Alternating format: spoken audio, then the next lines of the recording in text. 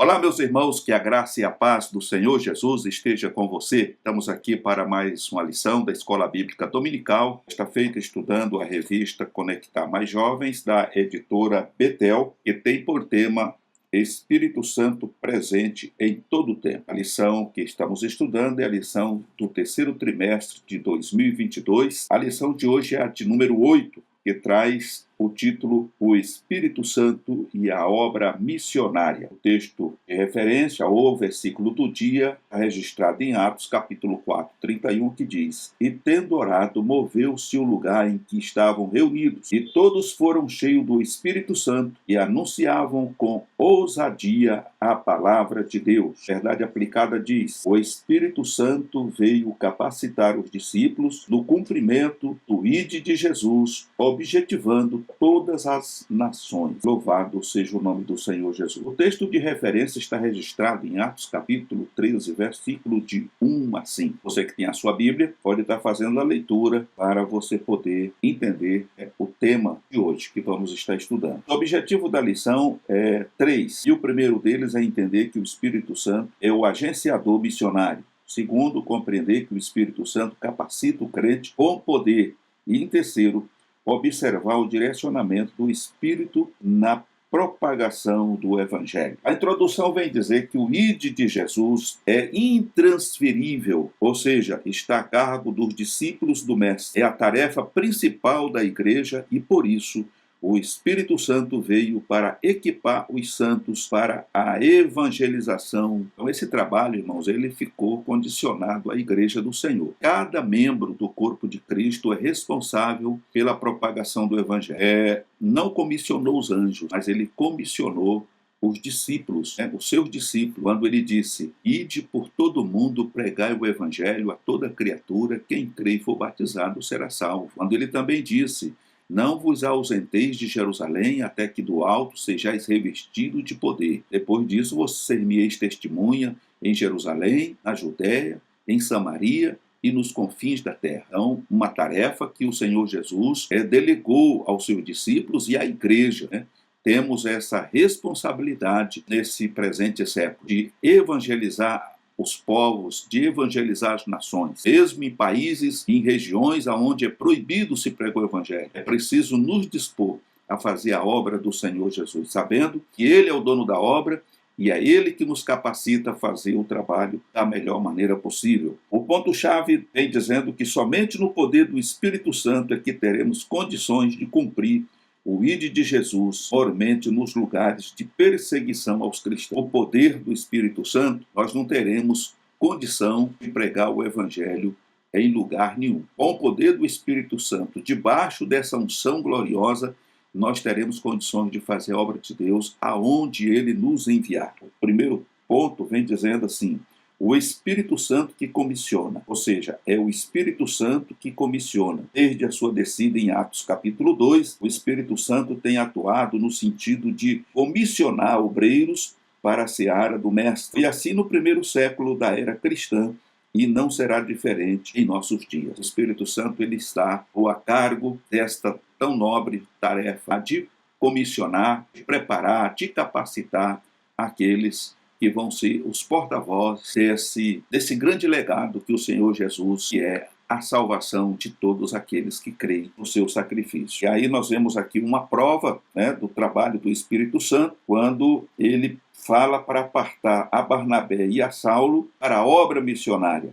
Os primeiros cristãos viviam sobre o domínio do Espírito Santo, na igreja que estava em Antioquia. O Espírito Santo comissionou Barnabé e Saulo para um trabalho específico. O Espírito disse: apartai-me, e é o mesmo que separar para o serviço, mas não no âmbito de ordenar, mas de designar para a obra, como está registrado ali em Atos, capítulo 13, versículo de número 2. O texto diz que os irmãos estavam servindo ao Senhor e jejuando, mostrando-nos que a igreja primitiva estava em conexão com Deus, em oração e quebrantamento. Essa igreja vivia em um ambiente propício para o Espírito Santo atuar, fortalecer capacitar e comissionar. Isso aqui nos chama a atenção, principalmente nessa época, nesse tempo pós-modernidade, quando a gente já não vê mais isso acontecer. Ela já não tem mais aquele envolvimento que existiu, eu não digo entre os primeiros cristãos, mas a igreja do século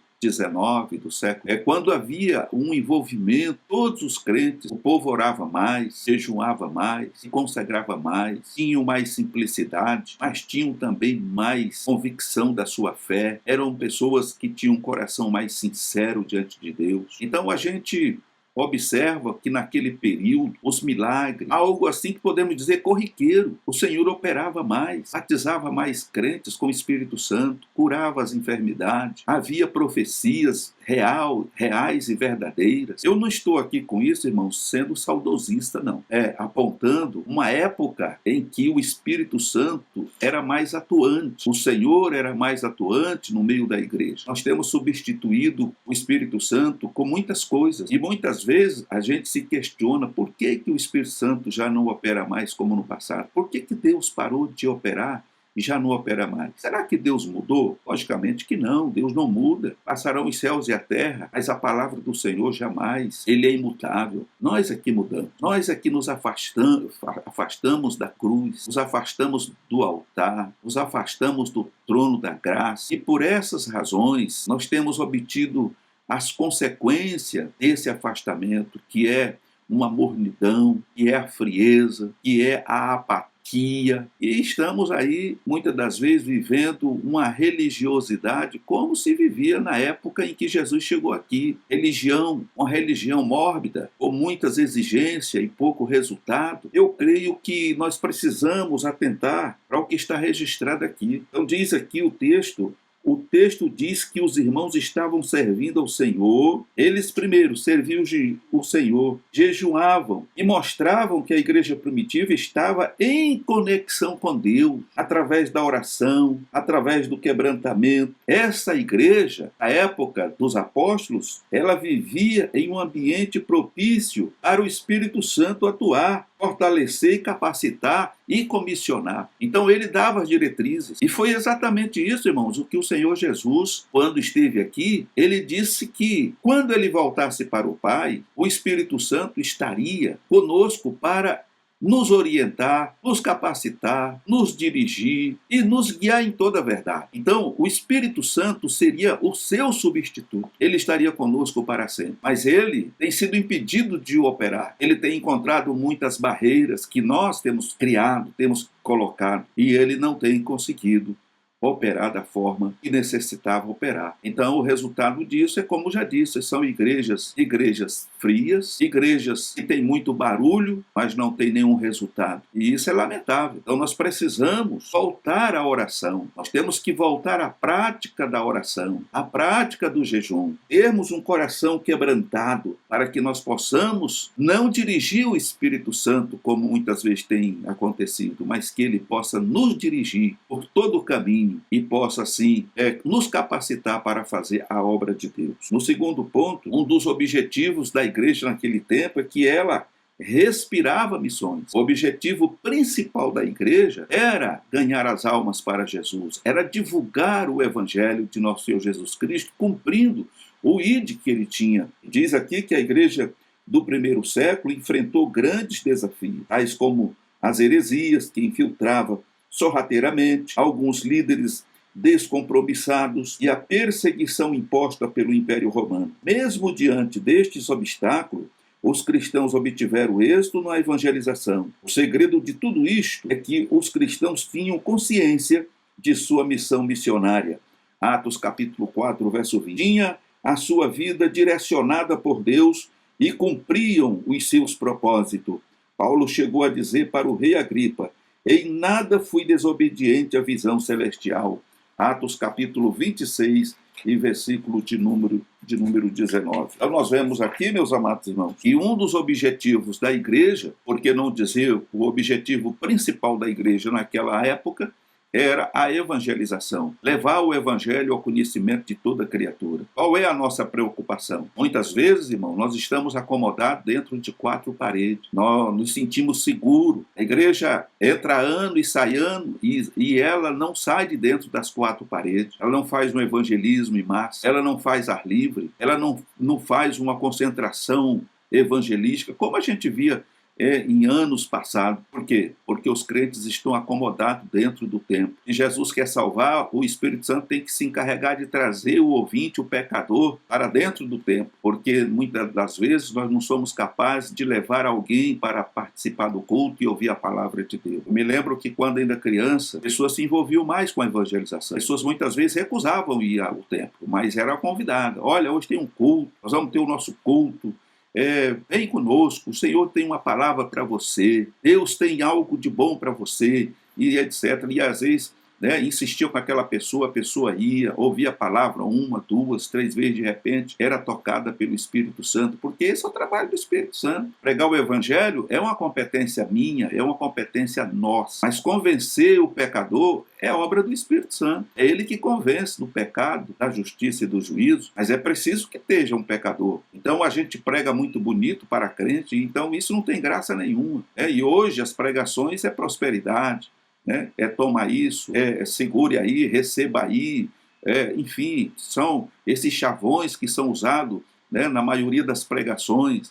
As pessoas hoje elas querem alguém que pregue bonito e que massageie o seu ego. As pessoas não querem ser confrontadas com o seu erro, com o seu pecado. Quando um pregador ele chega, abre a Bíblia e prega verdadeiramente a palavra de Deus, muita gente sai da sua zona de conforto, então aquele pregador ele é taxado de um pregador, como é que se diz, agressivo, é um pregador que não serve mais e às vezes nem convite para voltar naquela congregação para pregar outra vez, não é porque ele é ignorante, ele é um pregador que só prega paulada, que só a pau senta e aquela coisa toda. Por quê? Porque as pessoas largaram o seu pecado, não querem abandonar o mundo de miséria. Elas querem fingir que estão agradando a Deus. Elas fingem que estão adorando a Deus. Mas elas estão fingindo para elas mesmas. Elas estão se auto-enganando, porque a Deus ninguém engana. As pessoas podem enganar o pastor da igreja, o dirigente do coral, enfim. Isso pode acontecer. Mas ao Senhor Jesus ninguém engana. Agora, é preciso que a gente volte a ser crentes verdadeiros e não incrédulos. Porque o Senhor só opera aonde há credibilidade. Aonde há incredulidade, Deus não vai operar. Louvado seja o nome do Senhor Jesus. Meus amados irmãos, no segundo tópico, nós temos aqui o poder do Espírito Santo na vida do missionário. A descida do Espírito Santo no dia de Pentecostes não foi apenas o cumprimento de uma promessa, mas também a inauguração de um novo período. O tempo chegou em que homens comuns, através do poder do Espírito Santo, iriam impactar o mundo com o poder do Evangelho. E isso é bom a gente observar. Os apóstolos, eles pregaram por todo o mundo de então. E foi graças a esse trabalho desenvolvido por intermédio do Espírito Santo sobre pessoas que se dispuseram a obedecer à voz do Mestre, é que o Evangelho chegou até nós. Temos essa tarefa, temos esta responsabilidade de dar continuidade à pregação do Evangelho, de levar o Evangelho a todas as criaturas e até os confins da terra. Naquela época eles trouxeram.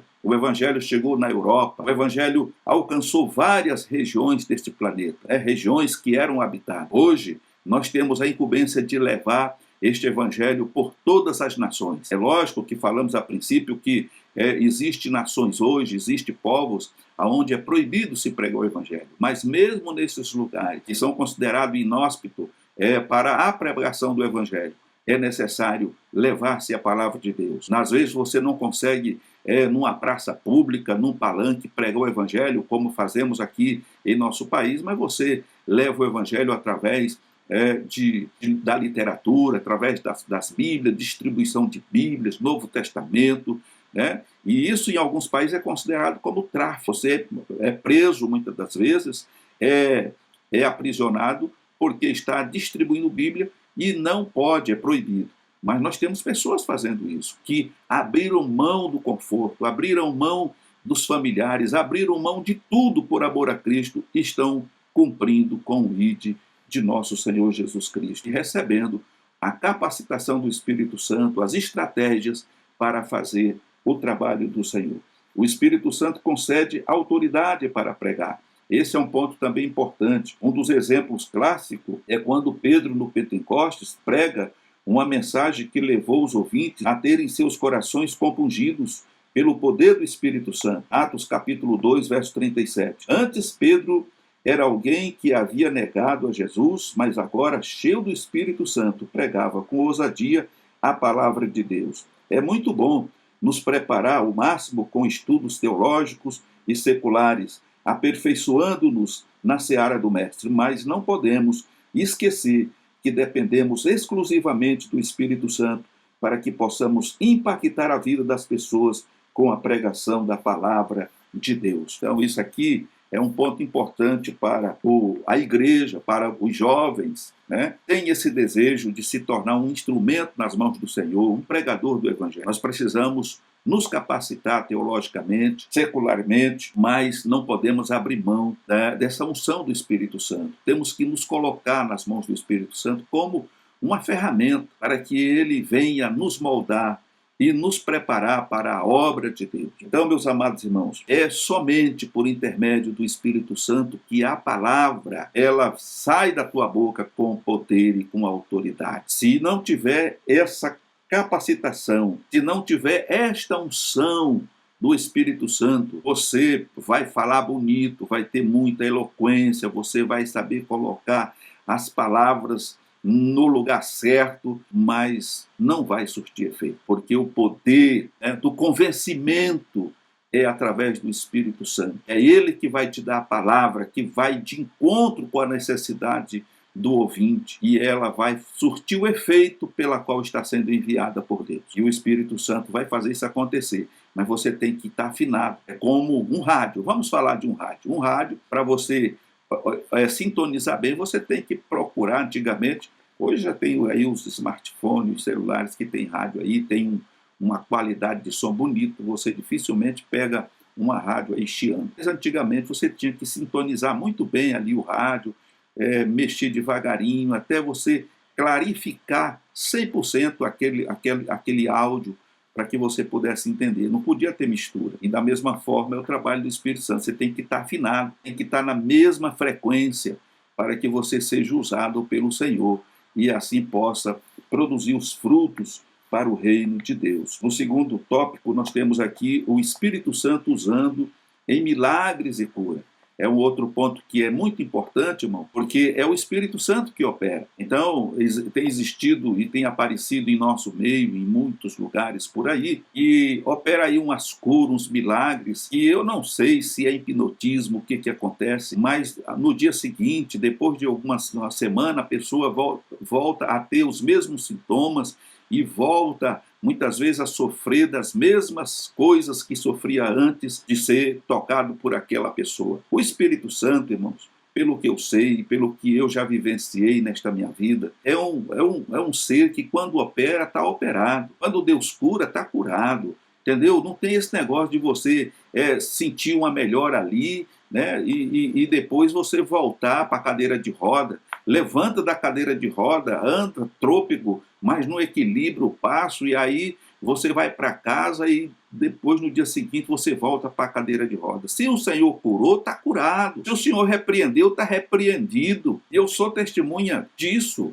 O Senhor me curou de enfermidade incurável. Não tinha jeito para a medicina. O Senhor me curou, né? E eu estou aqui, nunca mais o problema voltou, porque esse é o Deus que cura. Deus não é que nem essas pessoas estão pregando por aí. Você tinha uma dor onde? Minha dor é aqui no joelho. E agora? Está melhorando. Passou. Mas no dia seguinte você vê o camarada de muleta, depois você vê ele na cadeira de roda. Então isso é um engodo, é uma mentira. O Senhor não curou nada, né? O camarada usou de um hipnotismo, de uma técnica, né, para poder aplicar aquilo na pessoa, e não é isso, não é assim que funciona. Eu já vi o Senhor operar maravilha, pessoas que eram cegas ficou curada, voltou a ver e vive, e morreu vendo, enxergando, pessoas que eram surdas, não ouvia nada, voltou a ouvir, né? Envelheceu e morreu ouvindo, porque Jesus operou milagre e muitas outras coisas, sinais de maravilha. Pessoas que tinham um membro mais curto que o outro, faltava o pé voltou, a mão voltou, o braço ficou normal. E não foi por 1 hora nem 2 horas, não, foi para sempre, porque é o Senhor que opera o milagre. Louvado seja o nome do Senhor. Então o Espírito Santo usa, né? Usando esses pregadores, usando essas pessoas que se colocam verdadeiramente como instrumentos nas mãos de Deus para o uso de milagres e cura. E a certeza que temos é que o Espírito Santo está conosco, nos ajudando a cumprir os desígnios divinos. Em Atos dos Apóstolos, encontramos relatos de curas e milagres operados por intermédio dos apóstolos. Um destes milagres foi quando um pedinte e coxo à porta do templo, chamada Formosa, recebeu a cura e começou a andar para a glória de Deus. Atos capítulo 3. Em outra passagem, vemos que as pessoas colocavam os doentes nas ruas para que a sombra de Pedro cobrisse alguns deles e estes pudessem ser curados. Atos capítulo 5:15. É imprescindível ter a certeza de que quando o Espírito Santo nos comissiona, ele nos capacita a ser instrumento de bênção e milagres para as pessoas. Ele estará conosco até a consumação dos séculos. Louvado seja o nome do Senhor.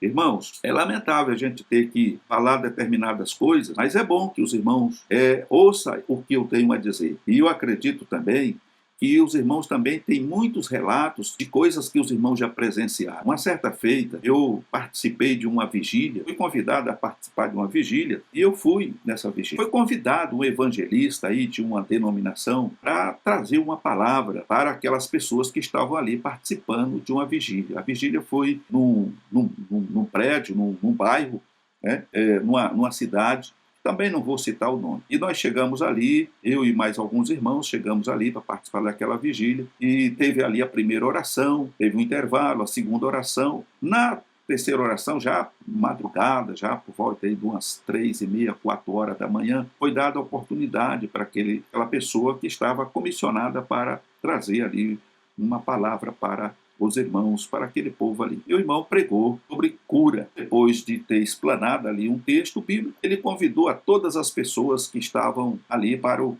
centro daquela sala, para ele repreender as enfermidades. E tinha ali uma pessoa, era paralítico, estava numa cadeira de rodas. E colocaram ele bem no centro, ali bem na frente. E ele convocou os irmãos que estavam ali presentes para orar. 3 orações, e ele começou a orar e repreendeu as enfermidades, repreendeu a paralisia, e o irmão continuou sentado na cadeira. Chamou uma outra pessoa e levantaram aquele irmão da cadeira de roda, autorizando, dando ordem para ele andar. Anda, anda, você já está curado, anda, anda, você já está curado, e vai, vai, vai. E o outro puxou a cadeira, levou lá para o canto, e aí resolveram soltar aquele irmão no meio da sala. Fica de pé, que você já está curado. Quando soltou, o irmão não chegou a cair porque eles acudiram imediatamente. Então, aquele irmão virou um vexame. Aí ele, para se desculpar do que estava acontecendo, ele pôs a culpa nos irmãos que estavam ali. E o Senhor não tinha operado por conta da incredulidade daquela audiência, daqueles irmãos que estavam ali. Ficou um negócio chato, eu fiquei chateado com aquilo, fui embora, chamei as pessoas que estavam comigo, nós saímos, fomos embora. Porque não é assim. Eu vi o Senhor operar em muitos lugares, participei de muitas concentrações evangelísticas, inclusive ainda muito jovem, participei de uma campanha evangelística chamada Cristo é a Resposta, região do Piauí. Eu tive o prazer, a alegria de presenciar ali muitas pessoas abandonando suas muletas, saindo da cadeira de roda, surdo ouvindo, cego vendo, o poder de Deus manifestando, pessoas sendo batizadas com o Espírito Santo. O céu desceu na terra. Mas isso acontecia por quê? Porque existia comprometimento com a verdade, existia um coração quebrantado e humilde diante do Senhor, existia comunhão, existia oração de verdade. O povo orava, irmãos. A gente orava, vigília não era show, não era cantata, não é pregação interminável, recebe, e segura, e agarra, levanta o pé, balança o pé, levanta a mão. Não era isso, irmão. Vigília era oração, começava por volta de 10h30, 11 horas da noite, e era oração, era derramamento de lágrima, era choro,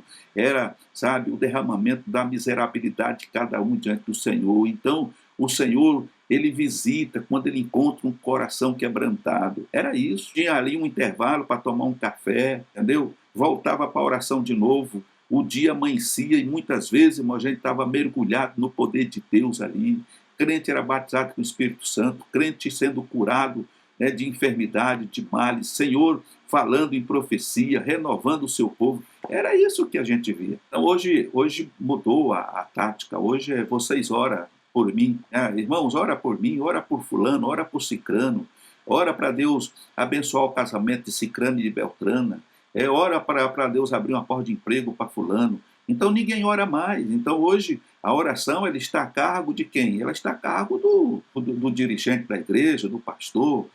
Quando chega na hora de orar, vem aquela lista enorme, um monte de nome para ler, de pessoas que estão pedindo oração. Essas pessoas não oram, também não participam do culto, elas mandam um recado por alguém para a igreja estar orando por ele. Então, irmãos, é complicado isso. Então nós vemos aí que o Senhor operava através de curas e milagres, e ele continua sendo o mesmo, ele não mudou. Foi nós que mudamos. Mas se nós voltarmos à presença do Senhor, um coração quebrantado, reconhecendo, né, que somos vasos nas mãos do Senhor, e é Ele quem nos usa e não nós que usamos Ele, então com certeza esses milagres voltarão a acontecer. No terceiro ponto, nós vemos aqui o Espírito Santo que direciona a pessoa à obra. É Ele que dá a direção. Então não sou eu que digo, olha, eu quero ser pastor em tal lugar assim, assim. Mas é o Senhor que vai direcionar, somente quando fala de missão. Vemos aqui no texto anterior que foi ele que separou Paulo e Barnabé para a obra que ele tinha preparada. E nós vemos ali os dois obedecendo o chamado do Senhor. O Espírito Santo que direciona a obra. O Espírito Santo, como pessoa, lidera os homens na execução dos projetos de Deus. No âmbito missionário, tão importante quanto ser chamado por Deus é ser enviado para o lugar estabelecido por Deus e no tempo dele. Muitas vezes nós queremos que aconteça algo na nossa vida ministerial ontem, mas o Senhor só vai fazer isso acontecer daqui um tempo, porque ainda não estamos 100% preparados. É tudo no tempo de Deus, é tudo para a glória de Deus. Então o que nós devemos fazer é nos manter na brecha, é nos manter na presença de Deus e aguardar o momento certo em que Ele vai nos direcionar para fazer o trabalho. Porque quando assim acontece, irmão, você não vai ter decepção, você não vai sofrer prejuízo. Quando você se precipita e vai fazer algo para Deus que Deus não mandou, não pediu, os resultados eles são drásticos, porque haverá fracasso e sofrimento. Mas quando você está na direção do Espírito Santo e está na hora de fazer o trabalho, mesmo que você se sinta, né, incapaz de fazer, o Espírito Santo vai capacitá-lo e você vai fazer a obra de Deus com ousadia, com poder, com autoridade, e os milagres vão acontecer, porque é assim que funciona. Louvado seja o nome do Senhor Jesus. O Espírito Santo dirigindo a vida dos apóstolos. Veja, e como agenciador da obra missionária, o Espírito Santo não somente comissiona, mas também direciona com projetos aos lugares a serem evangelizados. Paulo, em determinado momento, foi impedido pelo Espírito Santo de anunciar o evangelho na Ásia e na Bitínia, conforme está registrado ali em Atos, no capítulo 16 e no versículo de 6 a 7. Em outro momento, o Espírito Santo arrebatou Filipe para que o evangelho fosse anunciado em Azoto, conforme está registrado no capítulo 8, verso 39 a 40 de Atos. Estes e outros exemplos descritos nas Escrituras nos provam que o Espírito Santo dirige os líderes no envio de missionários, como também a vida de cada missionário para uma região previamente estabelecida por Deus. Então nós vemos aqui, irmãos, que isso aqui é real. O Espírito Santo fala, nós tivemos aí um trimestre onde nós já falamos sobre a pessoa do Espírito Santo. Ele fala, ele tem sentimento, ele nos ouve, ele nos direciona. Então, muitas vezes, irmãos, o Espírito Santo, ele age assim porque ele é o responsável por esse trabalho aqui de preparar, de capacitar, de dirigir, de guiar para que nós possamos ter êxito naquilo que estamos fazendo. Então nós vemos aqui que quando Filipe, que é um dos exemplos, Filipe foi pregar para aquele eunuco, né, que estava voltando para a sua terra, ele faz ali o trabalho de evangelização, ele, na verdade, ali ele discipulou aquele homem, né, e quando eles se aproximam de uma nascente de água ali, um lago, aquele eunuco, ele pede para ser batizado, foi batizado ali por Filipe, e quando ele sai da água, o Espírito Santo transladou Filipe para a cidade de Azoto, uma outra região. E ele deu prosseguimento ao trabalho de evangelização. Então nós vemos aí, no caso de Paulo, ele tinha a intenção de ir para a Ásia, de pregar na Ásia, mas o Espírito Santo impediu, porque ainda não era o tempo propício para o evangelho chegar naquela região. Então, ser guiado pelo Espírito Santo, irmão, é estar sob a liderança do Espírito Santo, é estar nessa dependência, sabe? É não tomar atitude precipitada. Não, eu estou preparado, eu fiz curso de missões, eu tenho a minha credencial de missionário, eu fiz isso, eu fiz aquilo, eu fiz curso teológico, sou bacharel em teologia, sou desdoutorado, enfim. Não é nada disso, irmão. Você tem que estar sob a liderança do Espírito Santo e sobre a liderança da tua igreja, do ministério. Então, antigamente, eu me lembro que para separar alguém para a obra, ou para preparar alguém, levantar alguém para a obra missionária, a igreja orava, o ministério orava, se reunia, colocava diante de Deus a necessidade de diácono, presbítero, de cooperadores. Era orado primeiro. Ninguém era levantado ao ministério, né, pela quantidade de dízimo que dava, ou pela quantidade de oferta que dava. Não, ele era orado, era apresentado os nomes diante do Senhor um bom tempo antes da reunião. E o Senhor escolhia, o Senhor direcionava através do Espírito Santo quem era, e nunca a gente via aqueles obreiros darem problema. Hoje, as pessoas são levantadas para o ministério e não demora muito, os escândalos começam a acontecer.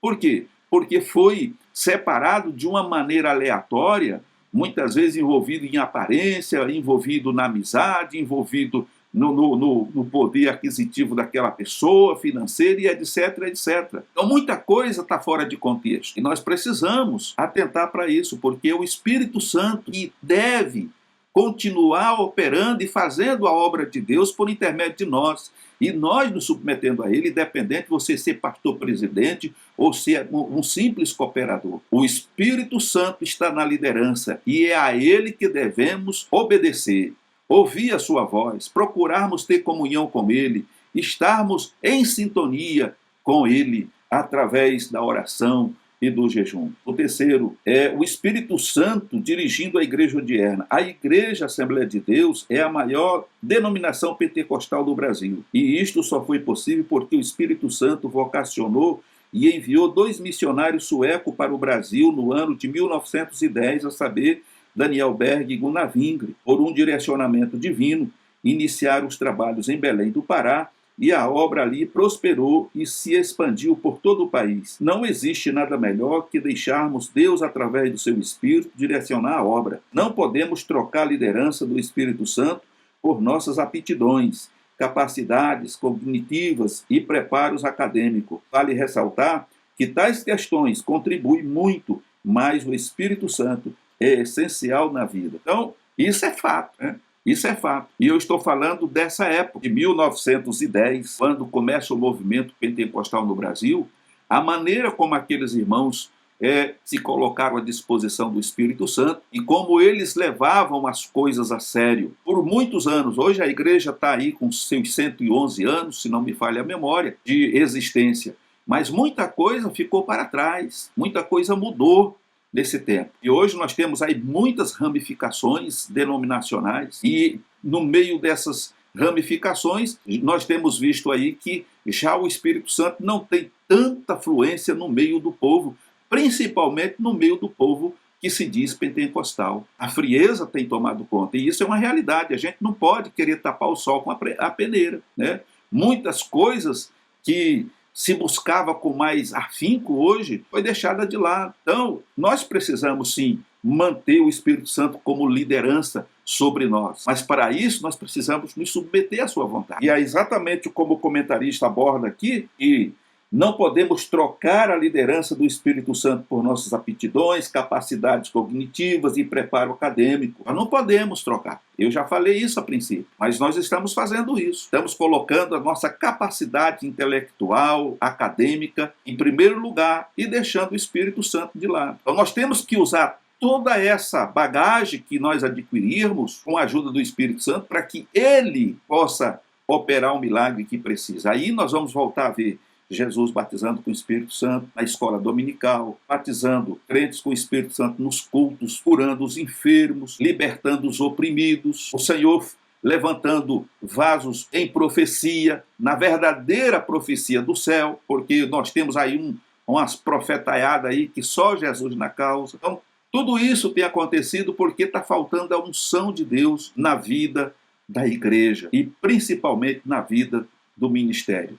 Mas que o Senhor tenha misericórdia de nós, que o Senhor nos ajude a nos levantarmos. E a você, jovem, que tem esse anseio, esse desejo de servir o Senhor, siga o exemplo dos apóstolos, siga o exemplo da igreja primitiva, siga o exemplo dos nossos patriarcas, vamos dizer assim, nossos pais na fé, né? Daniel Berg e Gunnar Wingre, aqueles que desbravaram esta nação, este país, para nos trazer as boas novas de salvação. E concluindo, somente através de uma vida devotada e dirigida pelo Espírito Santo é que seremos capazes de atender e cumprir o imperativo de Cristo para ganhar almas. Que Deus nos abençoe e nos ajude. E assim chegamos ao final desta lição, agradecido ao Senhor por esta oportunidade de poder trazer para você este resumo, né? E que o Senhor, através do seu Espírito, ele venha falar mais profundamente no teu coração. Que possamos despertar do sono, porque a nossa salvação está mais próxima de nós do que quando aceitamos a fé. Meus queridos, fiquem na paz do Senhor Jesus e até uma próxima oportunidade, se assim Deus nos permitir.